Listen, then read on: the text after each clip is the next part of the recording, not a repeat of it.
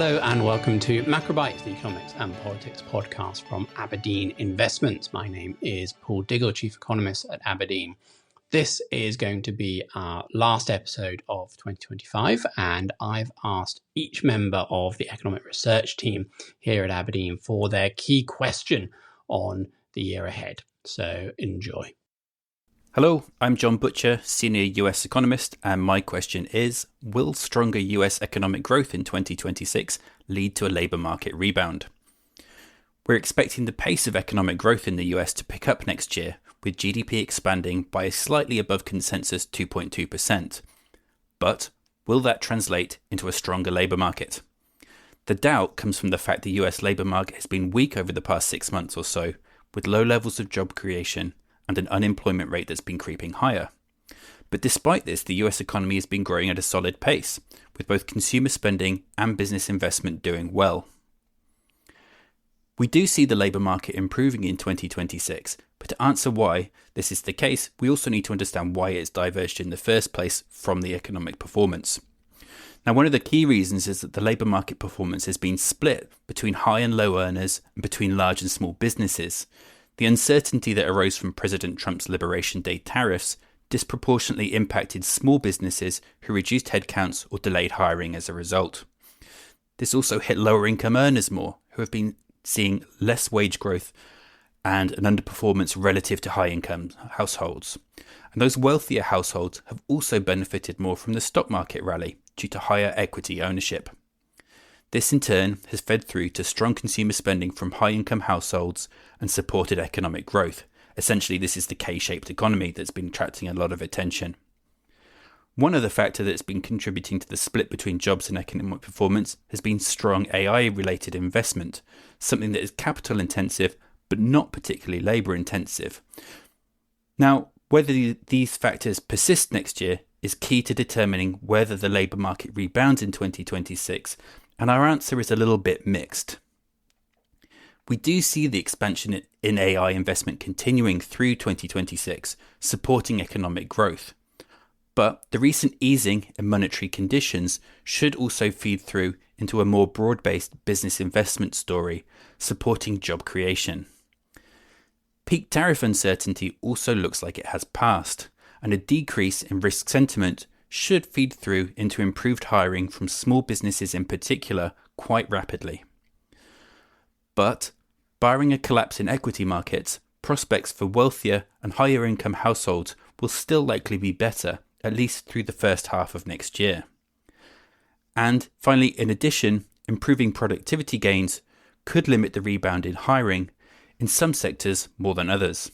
So, in short, stronger GDP growth in 2026 will help stabilise the labour market, but don't expect a boom. We see the unemployment rate coming down from around 4.5% at the start of the year to 4.2% at year end. Essentially, steady improvement, but not a hiring frenzy. Hello, this is Luke Bartholomew, and a key question I'll be watching for 2026 is what happens to policy at the US Federal Reserve under a new chair. Now, Jay Powell's term as chair expires in May, and it's not yet clear whether he'll also be stepping down from the Board of Governors at that point, creating another vacant seat for the Trump administration to fill. But one thing is for sure, that is he will be replaced by a Trump appointee as chair. Now, as we record this in mid-December, we're still awaiting the announcement from the administration as to who their nominee will be. This could be coming in any day now. But as things stand, betting markets are pretty clear that the favourite is Kevin Hassett, currently the director of Trump's National Economic Council. Now, Hassett is an interesting character. On the one hand, he has a long history as a credible, albeit clearly partisan, conservative policy economist. On the other hand, some of his recent comments and closeness to Trump have led to concerns about his independence. And that really matters because Trump has made very clear what he wants to happen to interest rates. That is, he wants interest rates to be cut significantly. And if the perception develops that Hassett or indeed any other Fed chair is cutting interest rates because that's what the White House wants rather than that's what the economy needs, then that will lead to serious questions about the Fed's credibility and independence. You might expect inflation expectations expectations to start increasing significantly in that environment. And paradoxically, it could also lead to a big increase in long-term government borrowing costs, exactly the opposite of what the administration is trying to achieve. And in turn, that could lead to more pressure for more intervention, perhaps capping long-term yields and a whole host of other problems. Now, of course, we're a long way from that as things currently stand. The first thing that needs to happen is that the nominee has to go through a Senate confirmation hearing. So I'll be watching that very closely for clues from the nominee as to how they think about the policy path, how they think about the interaction between monetary and fiscal policy, and how they think about the independence of the Fed. And then once that nominee takes over, we expect interest rate cuts to start again after a pause following the Fed's cut in December. In our baseline, we're looking for 2 25 basis point cuts in the second half of 2026. I think a little bit more easing than that could still be in the realm of credible, and in fact could actually be quite supportive for the economy and the market. But if the new Fed chair were to cut significantly more than that, then I think questions of independence, credibility, inflation will become much more pressing for 2026. I'm Lizzie Galbraith, political economist in the global macro team. And the thing I'm going to be watching most in 2026 is how upcoming elections affect the fiscal and indeed the broader political and policy outlook for some of the major economies. So starting in the US, where we have the upcoming midterm elections in October 2026, one of the themes here is that midterm elections, generally speaking, are not positive elections for the incumbent president's party. They tend to lose seats, particularly in the House. Now, in this particular election cycle, the House is going to be very closely contested. Republicans hold the House, but only by around 3 seats.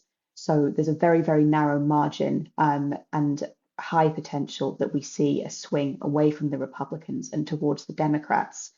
Polling backs this up. Voters continue to be very concerned with cost of living issues, and they're becoming frustrated at the president's inability to bring down those prices. However, a curveball to watch when we're looking at the outlook here is going to be ongoing efforts on the part of both parties to redistrict state level seats in favour of their incumbent parties. At the moment, this doesn't look like it's going to have a significant outcome on the overall election, in that both parties have roughly gained the same number of seats in their current redistricting efforts. But this is not something that we think is over, and it's going to be a key indicator to watch as we get closer to those elections. For now, we think that Democrats hold a slight advantage given polling, but redistricting could yet swing that in Republicans' favour. Over the Atlantic in the UK, local, Scottish and Welsh elections are going to be a key test for the incumbent Labour government, and in particular Prime Minister Keir Starmer. The Labour Party has been polling particularly poorly over 2025, and it appears to have lost around 50% of the voting coalition that brought it into power last year. If this polling holds and we see poor elections for Labour across those elections, which are due in May, then a leadership contest or a leadership challenge against Prime Minister Keir Starmer is a key risk. And following on from that, if we do see a change in leadership, then market concerns about fiscal policy under the next Labour Prime Minister could well become a key story of the second half of 2026. Hi, it's Paul, Chief Economist at Aberdeen. My key question for the year ahead is there an AI bubble, and will it burst? I think the short answer is no, at least not yet. But it's one of the downside risks for 2026 in among a baseline outlook, which is in general upbeat. There are certainly bubble-like signs in AI-related equities. The S&P 500 and the Magnificent 7 technology stocks specifically have had a very strong run. The former is up around 80% over the past 3 years, the latter by more still. And that's left certain valuation metrics looking extended. The Shiller cyclically adjusted price earnings ratio is around 40 times, close to dot-com era excesses. market concentration is high, and there is a worry that the AI-related capital expenditure boom, which has supported US real economy GDP growth, could be one large capital misallocation. However, I don't think that that should be the baseline expectation for 2026. And I'm actually optimistic about continued support for US GDP growth from capex and a positive stock market wealth effect. And that's because US technology companies' rapid share price appreciation has been justified by robust forward earnings growth, such that price to forward earnings valuation ratios in the mid-20s do not look excessive. Now, that could just mean that the bubble is in earnings expectations rather than valuations, but the current environment is characterized by high hardware utilization rates, broadening real-world use cases for AI, and therefore strong fundamental demand. Nevertheless, the risk scenario of a possible AI bubble bursting is a realistic enough prospect that investors must be thinking about building in protection against this outcome. Should any AI bubble burst, it would likely send the US economy into a recession, albeit more like the early 2000s mild recession after the bursting of the dot-com than the 2008 Great Recession after the housing crash. So our investment process here at Aberdeen includes multiple scenario stress tests involving a rapid sell-off in AI stocks, a liquidity crunch triggered by this rapid selling that spills into other asset classes, and a recession in the real economy. And we are looking to build portfolios that offer diversification from this and other risks, while still offering upside exposure to positive risk sentiment. My name is Bob Gilhooly. I'm the Senior Emerging Markets Economist. And my key question for 2026 is, will China's anti-involution campaign banish China's low inflation?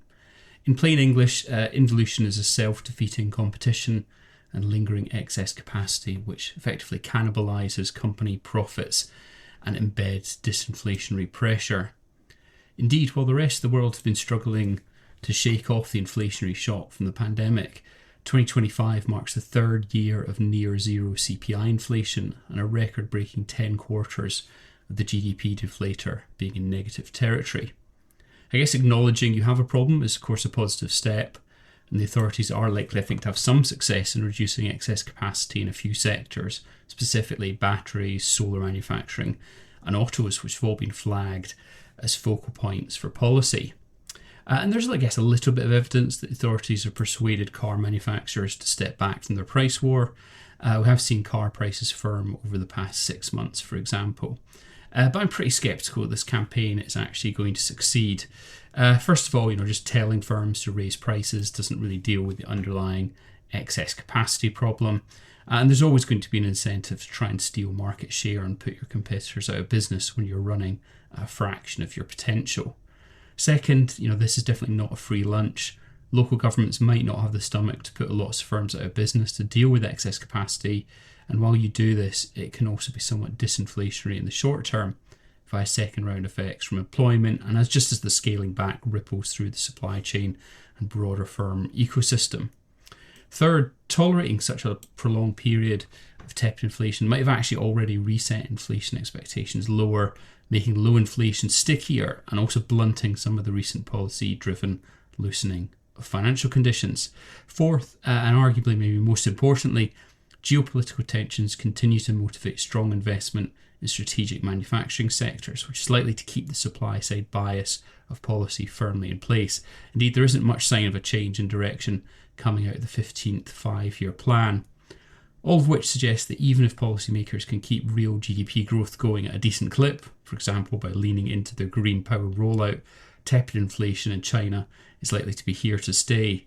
And while that's going to make, debt dynamics a little bit tougher in China, we'd also expect China's excess capacity to be felt globally via lower goods prices and tougher competition for manufacturers outside of China, none of which, of course, is going to reduce geopolitical tensions. Hi, I'm Tete Addy, Emerging Markets Analyst. The main question for me next year is what will be in store for Latin America's US ties and electoral cycle. So starting with Mexico, it was one of the first markets in Trump's crosshairs for tariffs at the start of this year. But Mexican exports to the US have continued to grow modestly, being supported by broad tariff exemptions under the USMCA and Mexico's deep integration in US supply chains. Mexico's main concern next year will be the trilateral review of the USMCA due to start in July. We still have the core view that the North American trade deal will stay intact, with Mexico and Canada keeping preferential access to the US market. President Claudia Sheinbaum has so far done a good job of appeasing Trump on trade and border issues after all, so Mexico should remain well placed to benefit from US nearshoring. But right now it looks like serial annual reviews for the USMCA are more likely than a more secure extension, with Trump wanting to retain optionality for tariffs and other means of getting concessions from the US's neighbors. Now, as for elections next year, the biggest in LATAM will be in Brazil's in October. Right now, it's looking like President Lula will be facing Flavio Bolsonaro, the son of the former president, as his main contender. But the candidates will be finalized around mid-year. Now, Lula's currently enjoying a rebound of support after his tough stance against Trump's tariffs paid off with relief for key sectors. But voters there are still concerned regarding the cost of living and security, which the opposition will look to tap into. Now, it's still too early to call, but the result will have major implications for market sentiment around Brazil's fragile fiscal outlook. Now, on top of Brazil, next year we'll also see elections in the likes of Peru and Colombia. These are all likely to get Washington's attention to varying extents. Trump has demonstrated this year a willingness to intervene vocally and economically to support perceived allies in the region. We saw this with his tariff hike for Brazil in the summer in protest against Jair Bolsonaro's charges there, and Washington's support measures for President Javier Milei ahead of Argentina's midterms. Now, this all forms part of the Trump administration's new version of the Monroe Doctrine, which sets out geopolitical dominance in the Western Hemisphere as a key priority. We've also seen this with the US naval buildup in the Caribbean and pressure on Venezuela. So all of this together will be a key theme that we monitor for Latin America in the coming year. Hi, I'm Michael Langham, our emerging markets economist based in Singapore. The question I'm asking ahead of 2026 is, can growth in emerging markets, excluding China, continue to surprise to the upside? Heading into 2025, the outlook seemed challenging. You had this narrative of US exceptionalism sucking in global capital flows and trade policy uncertainty weighing on investment. Yet the big surprise was how resilient EM growth proved. The dollar weakened, oil prices fell, and trade held up better than expected. Monetary easing also broadened out across EMs. So the question is, can this persist? On the positive side, the benefits of EM rate cuts should feed through next year. Where rates remain high, like Brazil, there's room for easing as well. Global fiscal policy will be more supportive, and EMs face a busy election calendar, so we may see some fiscal support come through via that. But challenges remain. Tariff uncertainty hasn't disappeared, and the political climate is heating up. Sitting here in Asia, it's hard to ignore protests in the Philippines, in Indonesia, and border clashes in Pakistan and India, Cambodia and Thailand. So expect 2026 to be a year where we see bigger divergences across EMs in terms of performances.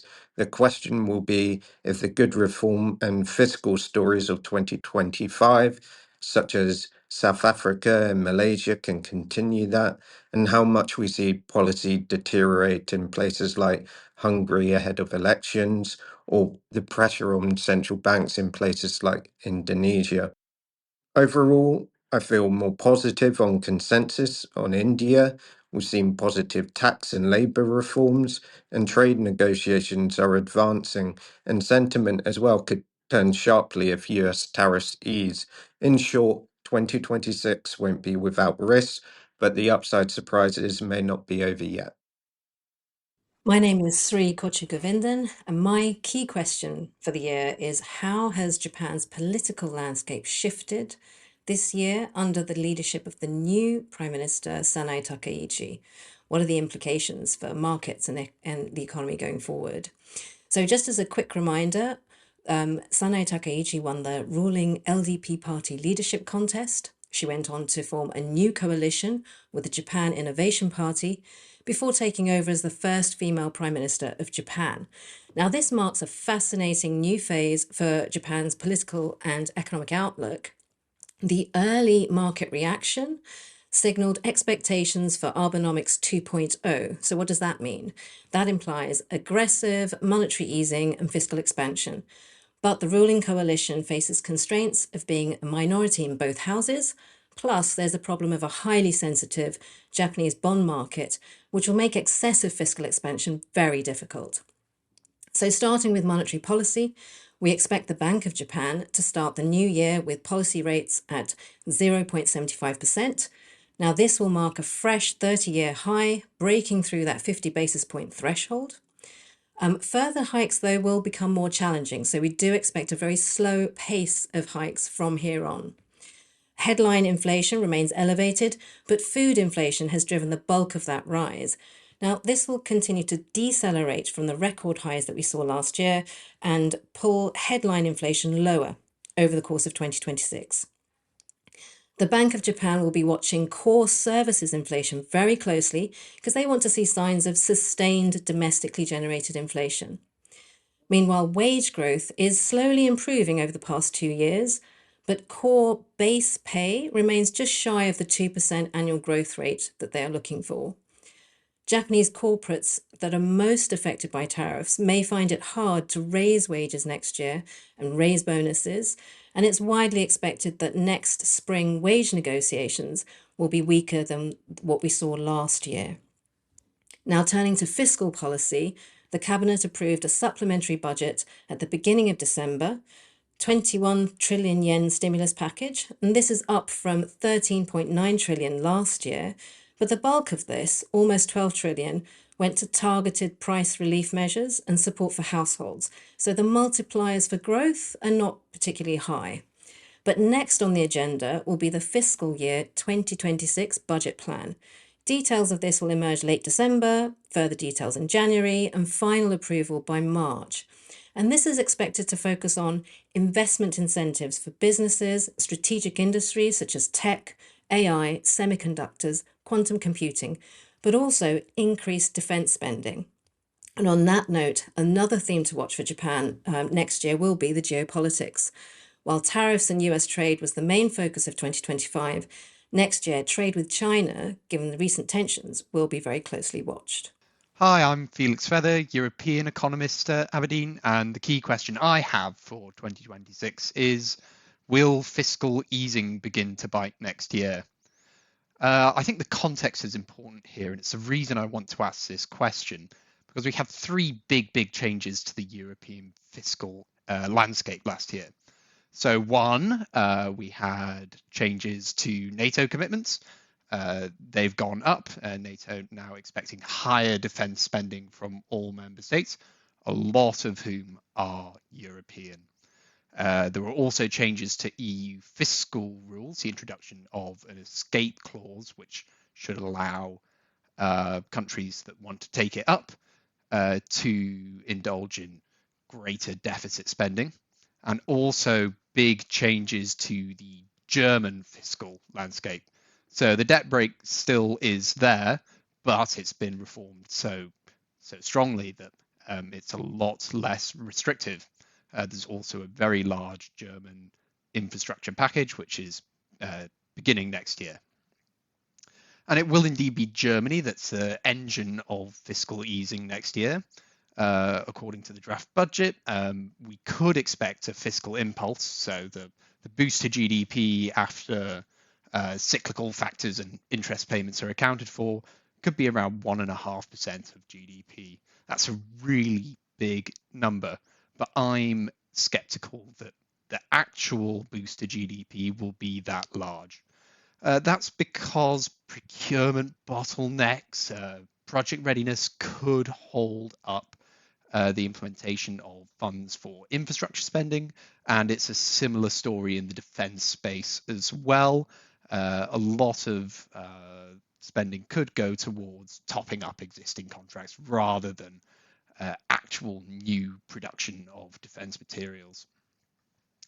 There's also the complication of what's happening in France and some other fiscally constrained countries within the Eurozone. So, of course, France needing to reduce its deficit. It currently has the largest of the major European economies. Budget negotiations are still ongoing. We're recording on the 11th, and it could be that the political situation has changed again by the time this goes out. But the bottom line is that France will not be indulging in any fiscal easing anytime soon. It will be doing the opposite. And the fiscal impulse to the economy will actually be negative in 2026 and probably beyond as well.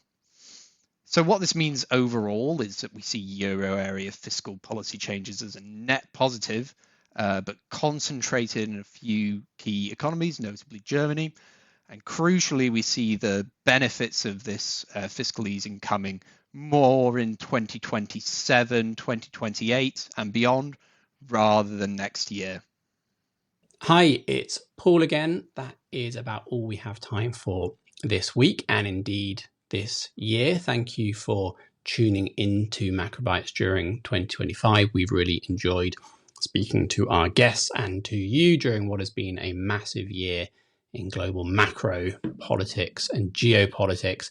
And as you've heard from the economics team here at Aberdeen Investments, there is going to be no let up in 2026. We will be here analysing macro and markets through all that. But until then, goodbye and good luck out there.